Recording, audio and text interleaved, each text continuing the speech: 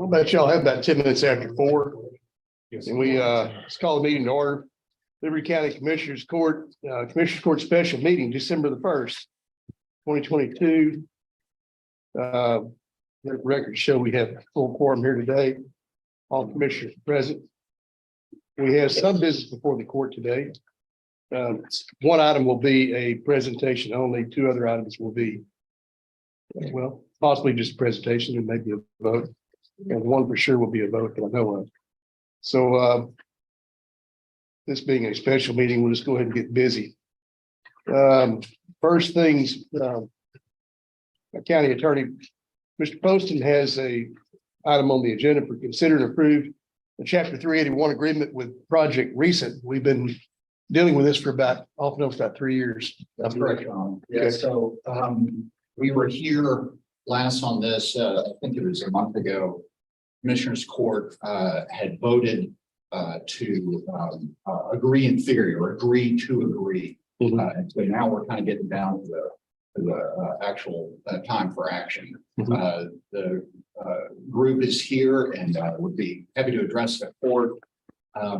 So the court and everybody's kind of on the same page here. We have been working very diligently to get this back to court for final action. We've asked outside counsel, Chuck Kimbrough, Bickerstaff to look at as well. We've had some, everyone's worked very diligently, very quickly to get this to happen, but it didn't get to him in time for him to have a full review. He's given me some notes and I'd like to go into executive session to discuss that with y'all.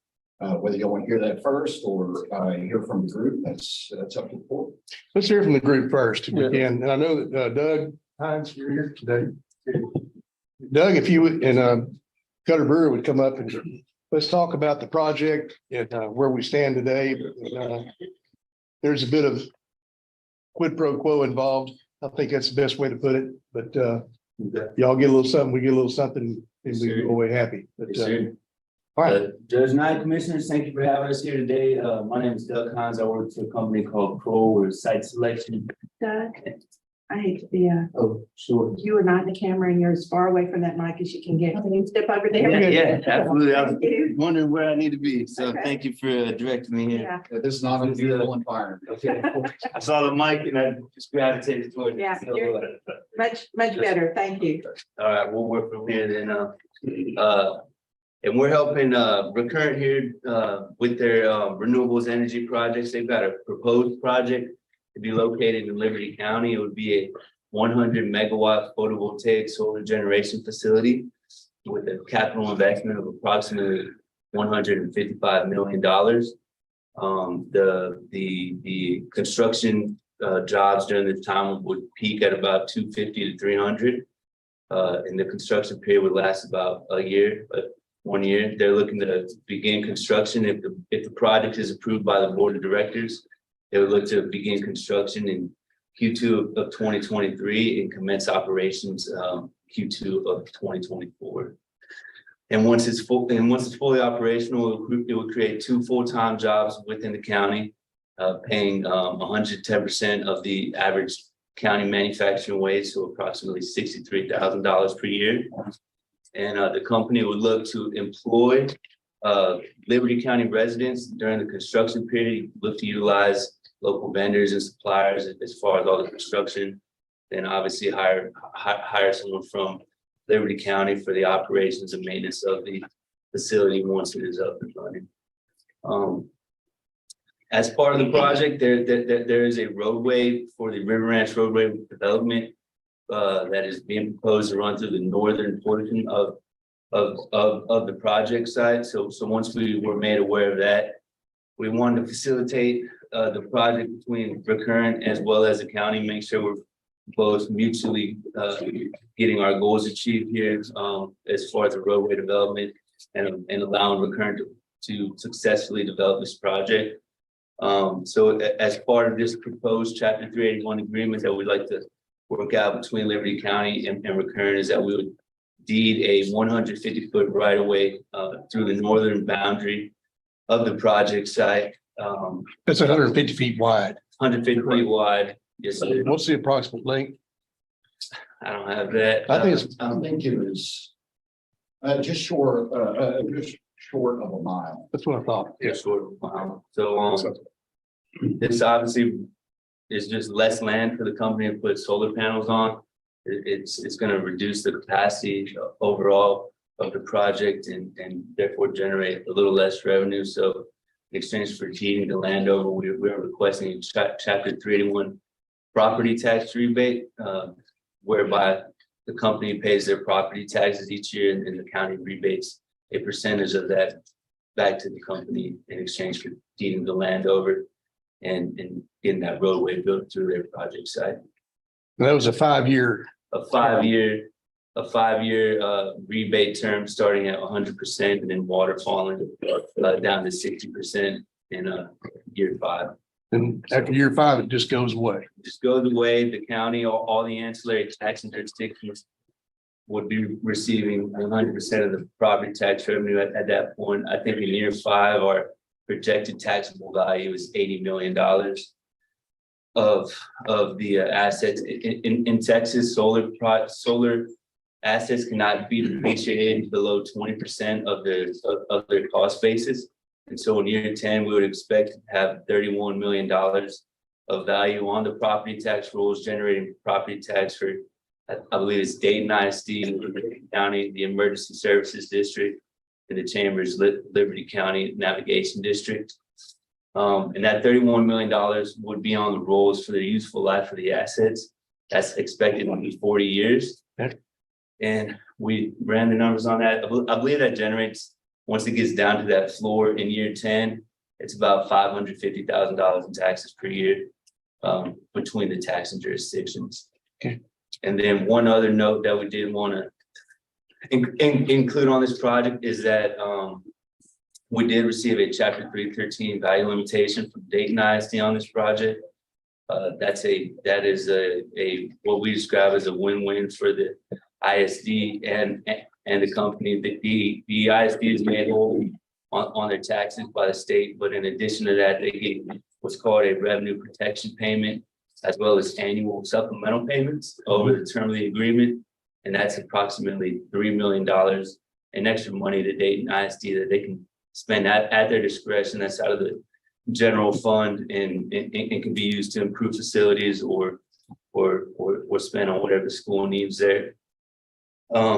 So we have that in place. This project, we are still needing to get final approval from the board of directors, which is why we've been working so diligently with Matthew here to get an agreement in place so we can work that into the project pro forma and get this project ultimately approved, and then hopefully get started on construction here shortly in 2023.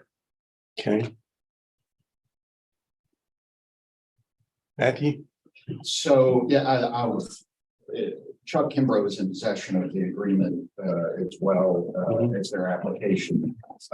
We have set up another meeting for Tuesday morning at 10:30. Yeah. In order, if we're not able to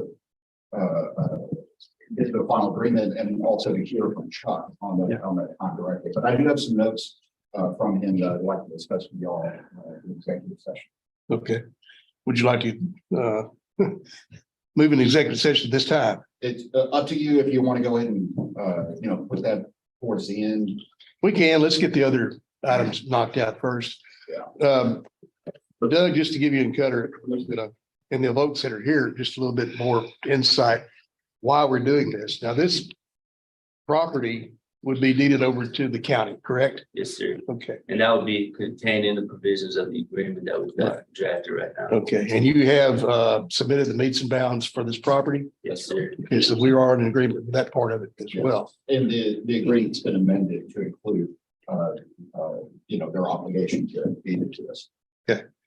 Now, for those of y'all that don't understand what we're doing here, we need a road that cuts from 146 to 1409. That's wide enough to handle traffic for the future that would actually tie into FM 1413, which actually we designated in court 3 years ago, I believe, as River Ranch Parkway, as it ingress egress off of Highway 90, US 90 in the west end section. That still has to go through the legislature, and this session it will be renamed River Ranch Parkway. But what'll happen is that will be one continuous road from Highway 90 all the way through 1413 area, jump across Highway 146, State Highway 146, and go through the River Ranch area all the way over to 1409. Once that's done, that's going to give us more relief than we've had for traffic, especially the commuter traffic. Our plan is to continue that road across the Trinity River. I know you're thinking, really? Yeah, Sheriff, I really considered this without happening. And what that would end up being is tying into FM 563, which is, what happens in our situation where there's a wreck, major vehicle accident, whatever, on Interstate 10 at Trinity River. They route all the traffic through Liberty, through Dayton, and then back down to Interstate 10 by way of either 563 or 146. But this would give us a relief location to keep the traffic out of Dayton and Liberty. Not trying to take anything away from business or an enterprise for the city of Dayton, but we need some relief. It's a viable option for us to go toward this direction. So in this regard, with a 381, it's a 5-year term period. It gives us the opportunity to get the property over to the county, and then we can focus on the transportation group at HGAC and get this on and call for projects as quickly as possible. And being that this would be pretty well tied up at this juncture once the agreement's complete. This would basically become a shovel-ready project, which is what we look for at HGAC.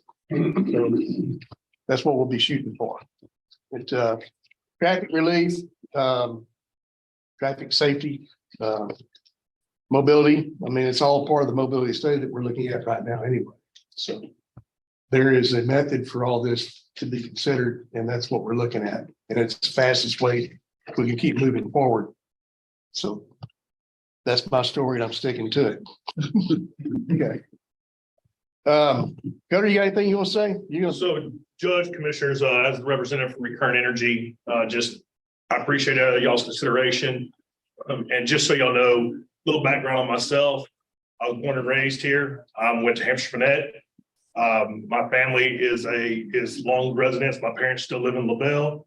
Yeah. So I am familiar with this. We're actually also doing a project in Beaumont with Hardin Jefferson ISD and Beaumont ISD. So after 18 years of oil and gas, I understand if any concerns there may be. I'd love to speak to anybody that has any concerns as far as a renewable projects, things like that. But I truly believe in this project. I think it's going to be good for the county, for the city, for our grid, our electric grid as a whole. And so I just appreciate y'all's consideration, everything y'all have done to work hard to get this done. Appreciate you and all your work as well. And if anybody has any questions, feel free to ask me, or I can leave a card and I have an email or phone number. Good. All right. Well, thank y'all. Appreciate everything. And we'll move into executive session after we finish these other two items and have discussion about these a bit further. I wouldn't go anywhere. Yeah. Okay. Yeah. Thank you. Please. Okay. Okay. Thank you, guys. Next item for Mr. Poston. Boy, you're just getting loaded up today. Consider and discuss a presentation regarding potential development of new subdivision, Trinity Crossing, in the city of Dayton's ETJ. And Nathan, I know you're here, so come on up and visit with, but you got to go over here so we can see you. Okay. And Greg can hear you.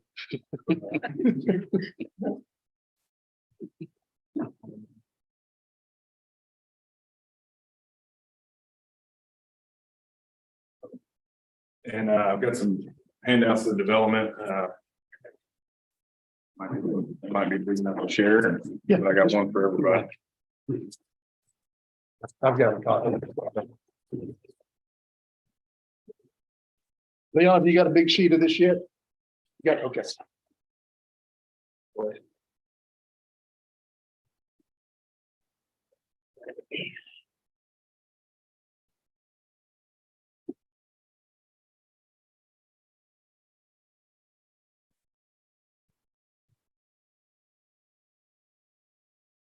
Good evening, Judge and Commissioners. My name is Nathan Watkins. I've been a neighbor of Liberty County and the city of Dayton for a long time, growing up in just south here in Chambers County, going to school at Barbers Hill. Most recently, I sat on your side of the table as the city manager for the city of Mont Belvieu. I worked there for 12 years after I got out of the Navy. I tell everybody I transitioned to consulting. I've got 7 less bosses and 300 less employees and 10,000 less people know how to do my job better than me. So stress levels down a little bit, but still enjoy working with local government, bringing quality to development to communities. The developer is developed more than 3,000 lots in Mont Belvieu, and he's not able to be with us. His family is from Fort Myers, Florida. And he is back in Florida doing hurricane recovery activity and helping put their properties back together down there and supporting the community there. And he's asked me to come in and represent this project to the city of Dayton, who I presented early last month, and to the county today. So I've got a short presentation that we'll walk through here. The name of the development is Trinity Crossing. It's just west of here on County Road 601, 602. Yeah, hit there. Maybe not. Also in the border 6021, correct? What's that? It will border 6021, correct? That's it doesn't go all the way to the north. So it's 602 to the west. Yes, that's correct.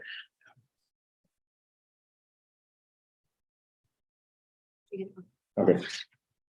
I'll walk over it. All right, so a little bit about the subdivision at a high level. We've got just over 1,300 lots on over 400, just 440 acres roughly. Average home value is going to be $319,000 when it's constructed. Average lot size 6,500. That's about 500 square feet larger than Dayton's minimum lot requirement. This project includes 139 acres of green space and lakes throughout the project, which you can see the large green space through the middle there is a pipeline corridor. Amenities are important in a subdivision of this size and this quality. There's nearly a marathon worth of trails. I'd like to point that out. That's probably a Chambers County marathon anyway, maybe not a Liberty County, but a Chambers County marathon gets you 24.1 miles. Of walking trails and sidewalks, 11 water features, which you can see that's fountains, and those fountains will be lit up at night. Lakes and pavilions, pavilions and piers to give the residents of the community access to the waterways, and then a well-appointed interest monument, which you saw on the first slide there. The housing packages was required for the builders. The state legislature, in their infinite wisdom a few years ago, took the city's ability to regulate masonry facade away. The developer will require 50% masonry on the front facade of the building, but also include a landscaping package of 1 tree in the front yard, 15 shrubs, and the city of Dayton requested a 35-foot front yard setback, which was positive, and developer was happy to accommodate, and that allows for 4 cars to be parked in the garage, in the driveway, and allowed the garage to be used as storage, because that's how most people utilize them. But it'll keep the parking off the street, and it gives better access for public safety vehicles getting in and out of the subdivision. I've just got a few renderings of the, it's about 4 slides here of what the community will look like as it's developed. Here's another image of the interest monument.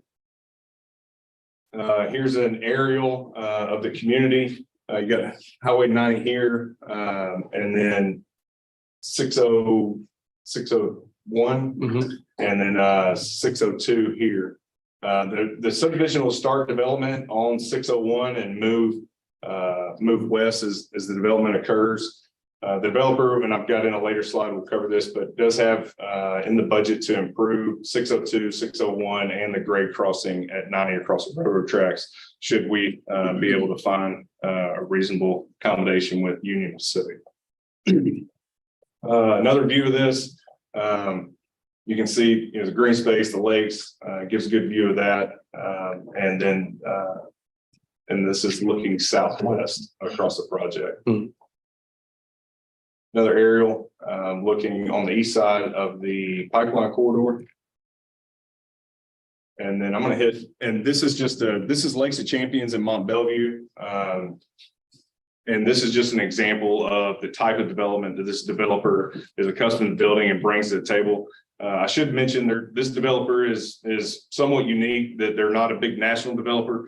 They are a local residential developer. They, in their past 10, 15 years developing Mont Bellevue, very involved in the community. Worked with the city of Dayton on some projects through the Dayton Enhancement Program.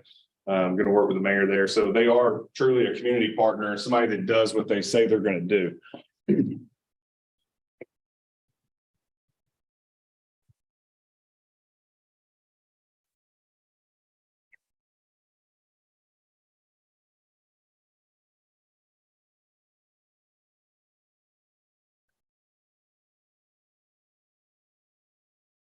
Sort of here, short one.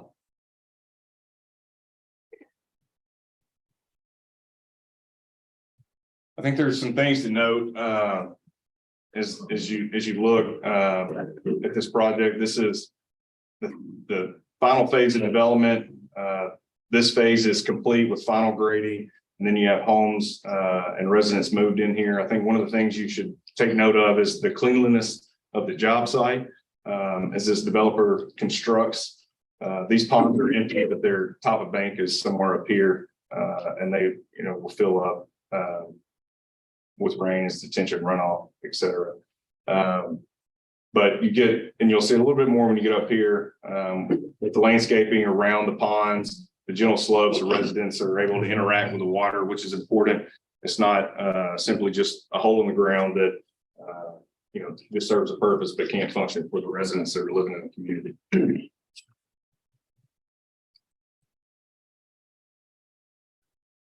This is looking west, 3180 and Barbers Hill being located over here. And then on this side would be FM 565. This is the new FM 1409 here. Yeah.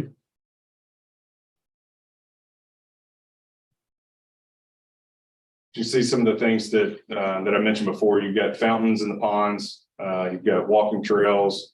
You've got little pocket parks and green spaces. You've got seating areas. And that's what you can expect when the project is built out. Nathan, what was the average cost of those homes at Lakes of Champions? This was about a 10-year build out. Mm-hmm. When they started in their first phase. As we all know, land values have increased tremendously. Right. They started out around 350,000. And over time, we had changed the minimum lot size requirements and they made their lots a little bit larger. And then in the final phase, the homes were in the 650,000. Okay. And they're going up because that's a desirable location. I've been through it. So. Speed it up, and this kind of gives you a look back. So now we're looking back across the development to the east.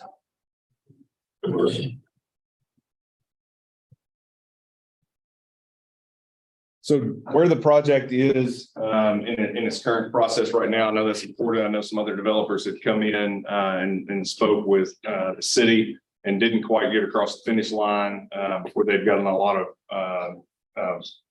or pretty far along in the process. The developer, we've already met with the city of Dayton. The bid petition's been accepted. The concept plan has been approved. The waiver of lot size has been approved because this development does include 40s, 50s, and 60-foot lots. An even distribution of each. And then the development agreement draft is coming to the city this week or early next week. Where the developer is in the due diligence process, survey is complete and been delivered. Phase 1 environmental is complete. There's no environmental wetlands issues on this project. Pipeline coordination has already taken place. We've recorded the depths of the pipelines and then the crossings. And as for the developer, it's the usual suspects that he's had experience with working in Mont Bellevue and Chambers County. So nothing to learn there. The land option period ends in December. I've got 2023. It's a typo. My fault. It's 2022. So it ends this month. Closing takes place next month. Should we be able to get through the approval process, we'll move into civil drawings and have hopefully lots delivered by the third quarter of 2023 on this development.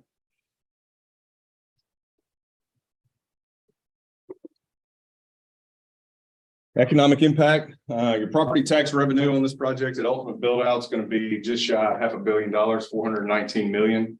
To Liberty County, it'll be just over $2 million annually, $60 million over 30 years. For the city of Dayton, it'll be $2.8 million annually, 83 million over 30. Dayton ISD, 4.8 million and 145 million over 30 years. Public improvements that'll take place, which I mentioned some of those before, County Road 601, County Road 602, and the rail crossing, and 2 traffic signals, total $1.68 million.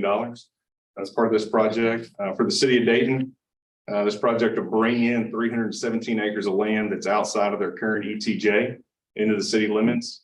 Will generate $56 million in public infrastructure, and the first 500 homes will generate $5.5 million in impact fees, which will allow the city of Dayton to improve other off-site infrastructure as the project develops out.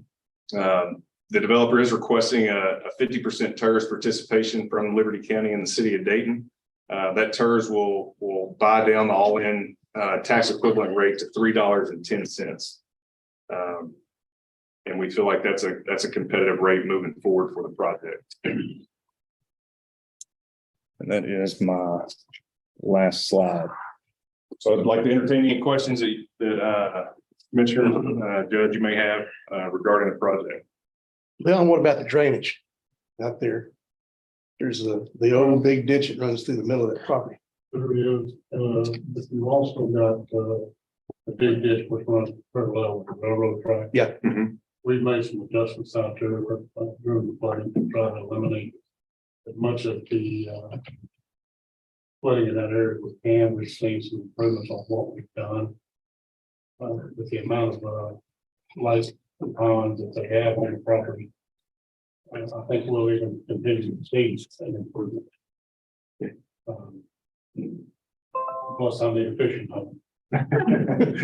This will accommodate that. There's gonna be a lot of water in this project, and we are familiar with the. I wasn't familiar with the improvements that the county had made, but the big ditch on the west side of the project and that runs along the railroad would be the primary outfall to take the water to the south. So your primary ingress egress will be 601 and 602, correct? Yes, sir. The primary entrance. You got no intention of opening up anything on 6021 on the west side? No, sir. Primary entrance will start on 601. Then as the project develops west, there will be another entrance off of 602. And then both those roadways will be improved. That comes through here, right? There's not any improvements on there's not an access point on 6021. It'll be here and here. Will this be single phase or y'all going to present? Yeah, it'll be multiple phases. Planning on roughly 15 homes a month, 250 homes in the first phase. And the total acreage is 439? Yes, sir. Okay.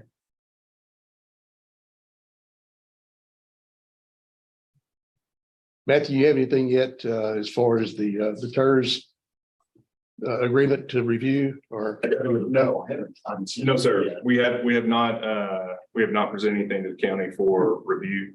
At this point, we anticipate being able to get that to you within the next 2 or 3 weeks. We're working on. What are the behind of the curve? The TERS will be for 40 years in its total term. That'll be multiple phases over that time as the project builds out and the PID. But it'll be about a 30-year term. That's what we're looking at. So some parts of the phase could disappear in the TERS regard. That's correct. Yes. By the time the last assessment and last TERS is paid off, the earliest phases will be fully on the books for their full value. Mr. Kim, Brandon, the voluntary annexation will take place before any of the further steps are taken, correct? Yes, sir. So what we would do is from the city, Excuse me. What we would do from the city, we would get the development agreement in place with the developer that would spell out everything they have to do, which would include annexation. And then before the TERS is created or any of that, we would do the annexation. So that would all be part of it. Correct? That's correct. That's correct. Nathan, have y'all completed like a traffic impact analysis with TxDOT by any means? No, we have not. We have not gotten that far. That would be run concurrently with the construction drawing on this, but like I said, the preliminary estimate includes improvements and traffic signals, improvements to the rail crossing getting out to 90, because there's a dip now. Yeah. And then we would like to be able to improve that, and then like I said, 601, 602. So it's accounted for. If TxDOT wants something different, we'll accommodate it as well. Okay, well, just make it nicer than Dukes of Hazzard jump. That's right. Okay. We don't The, want jumping into a pond. The Problem you got there. Is that crossing? Yeah. You've got trains stalled or if it, as we have before, come to a stop for a number some amount of time. I don't see it being as often as it has been because of the fact that they've laid additional railways in. It should progress the movement of the trains. Mhm. But that's the only problem I see. We can try it. pretty much, yeah. Here.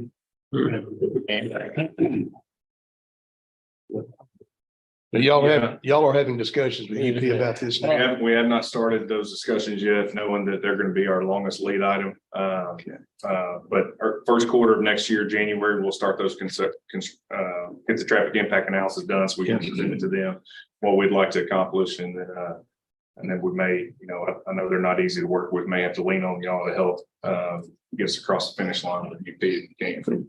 Probably, So on 601, if you do have trains and stuff, you still have an alternate route of coming in through on 602. And the city council discussed that as well, that trains have been known to back up Yeah. that far, and you have to go up north to get out. Worst case scenario, 603, Waco, wait. 321. So Yeah. They'll have plenty of access to them. okay. Yeah, UP has a economic development group. I think Eric Watkins or Watson, Eric Watson. You might want to get in touch with him. I think I have his number, but Do that. get with that because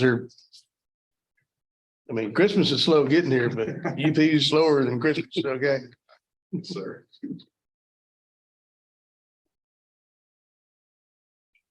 All right, Matthew, you got anything else you can think of?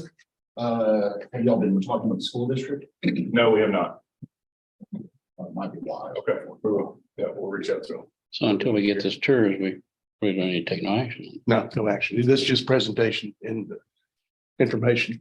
Yeah, an old warden once told me that only surprised he wants to know about circus came to town. So be sure to let Dr. Johnson know what the circus looks like. Put that on my to-do list for you. Okay. All right. Y'all got any more questions?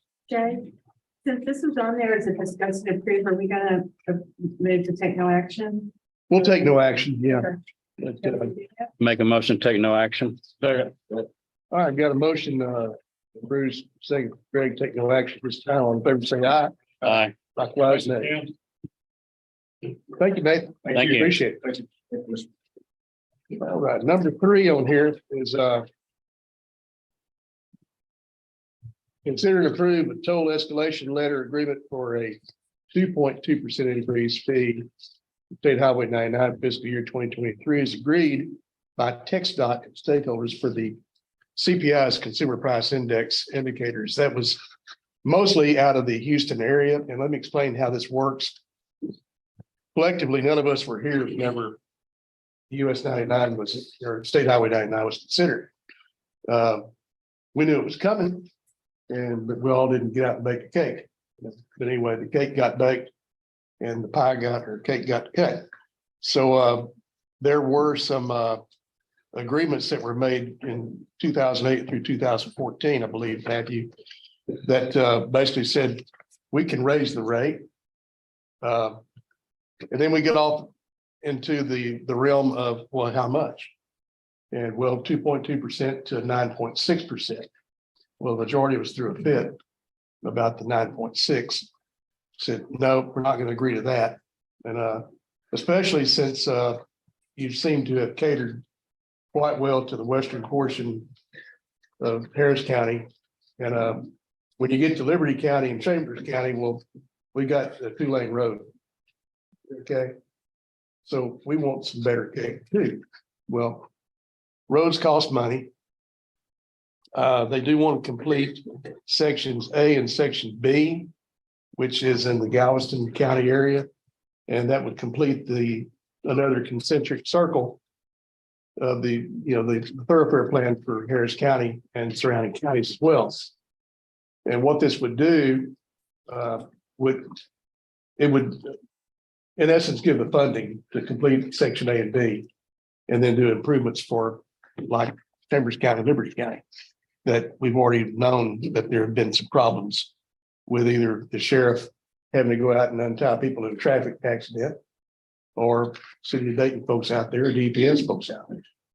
So anyway, that was the discussion we had with TxDOT. Greg and I went to a meeting with David Douglas. You're here. You remember anything else from that meeting that as far as the rate? No, there was discussion, actually, TxDOT did not want to go to that full rate of 9.6%, I believe it was. Right. They have from the beginning said they would be happy with 2.2, which is the least amount that they can go up. It is justified. I think if we're lucky, we've got a voice on this at all. I'll agree. You have to consider too, that there's the Galveston County Transit Authority, the Fort Bend County Transit Authority, Harris County Transit Authority, all these stakeholders are involved in this, and they're probably screaming for the highest rate, and we're screaming for the lowest rate. That's really what it mattered to. So what I'm asking the court today to approve is the ability to sign a letter that we would approve the toll escalation to 2.2% for the fiscal year 2023, as agreed by TxDOT and the stakeholders. And that's pretty much it. That would move the project along. Otherwise, it's going to stall. That's just the way I see it. And we do have the letter. I have the letter with me in case if we do approve it. Any kind of a rate increase, I don't like. But at this point in time, I'll take the lesser of the two. The 2.2 is going to be pretty much what we're going to get. Bobby, how many wrecks have we had on that road since it's opened up out there? I think we've had 3 fatalities, but I don't know how many. And raising it to a 4-lane would most definitely help that, wouldn't it? But you have to happen on what you have. As it sits right now, the way it's striped up, you gotta go for miles, no passing. Yeah. So if you're unlucky enough to catch a 50-mile-an-hour, yeah, you just bear some fury. When we first started looking at the design aspect of this, I know Leon argued, I would say vehemently, for 4 lanes. And when it really got down to it and talking with TxDOT and Omar De Leon, who was our resident engineer at the time, he's like, let us just build it, then we can add to it. Was that what you remember the conversation being? Yeah. Okay. But Leon did argue pretty heavy for it. And it's like, it's not in the plan yet. The funding's not there. It's design build project with GPI. Let us just build it, then we can add to it. So they wouldn't even know how to pass them, remember? Right. And with the pressure we put upon them, finding the side of the road, we'll spend a little extra. We will put in some passing lanes. Yeah. And we did get 2 extra overpasses.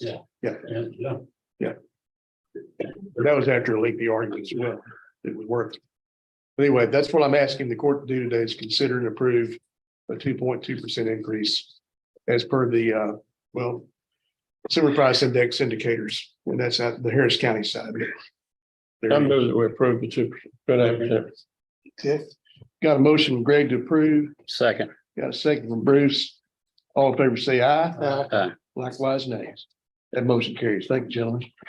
Okay, We need to go into executive session this time, so need a motion to go into executive session. Make a motion. Done. I'm sorry. Okay, we have a 4 o'clock. That this one includes the 381, which is what you're going to go into executive session on? This Or is is, it the one at 5 o'clock, which is the, or I can't find it now. What was it, 5? What was it? our 5? 5 o'clock's a whole different critter. Okay, Yeah. We're still talking about it. so we're still doing the 4 o'clock 381? Yes, ma'am. Okay, just clarifying. Okay. Motion. Make a motion to go into executive session. Okay, Leon got the motion, need a second. Second, David. All in favor, say aye. Aye. Likewise, nays. Motion carried. We're gonna be in executive session.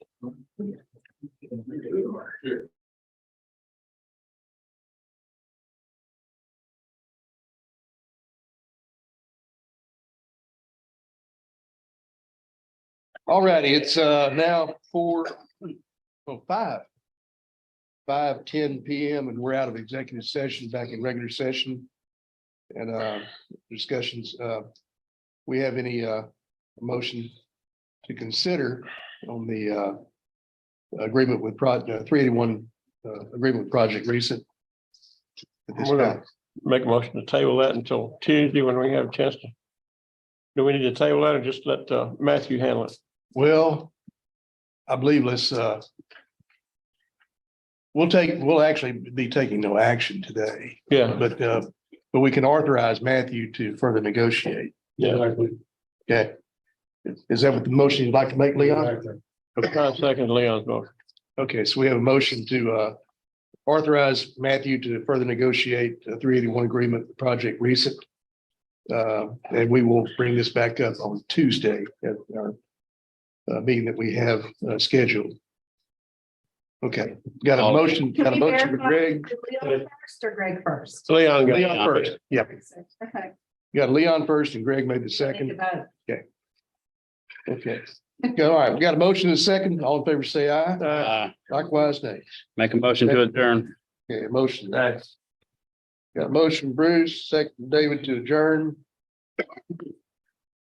All in favor, say aye. Aye. Likewise, nay. Motion carries. Thank you, gentlemen. We are adjourned, but don't run off because we're fixing to go off into a joint meeting with the city of Dayton.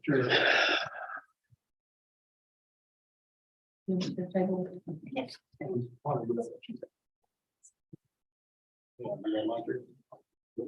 So for that, you put this in for.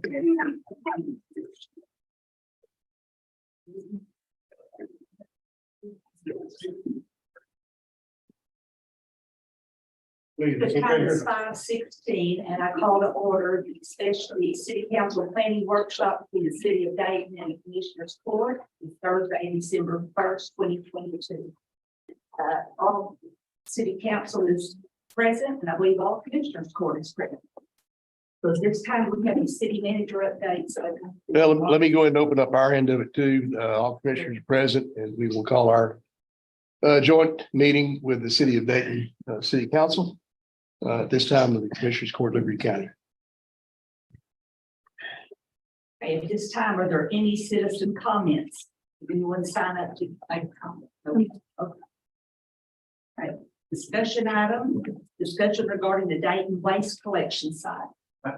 Mayor and council, for this item, I would ask respectfully, if y'all can make a motion to go into executive session to discuss this under consultation with the attorney. And we'll go with the county. Okay. Do it together here. Yeah. Okay. Make a motion to go into executive session. What we do this, where did Matthew go? Oh, hold up, Cody is back. Do we need to? We can go ahead and go to executive session. Well, we can, hold up on discussion till he gets Yeah. back. Motion from Bruce and second from Greg. Move executive session.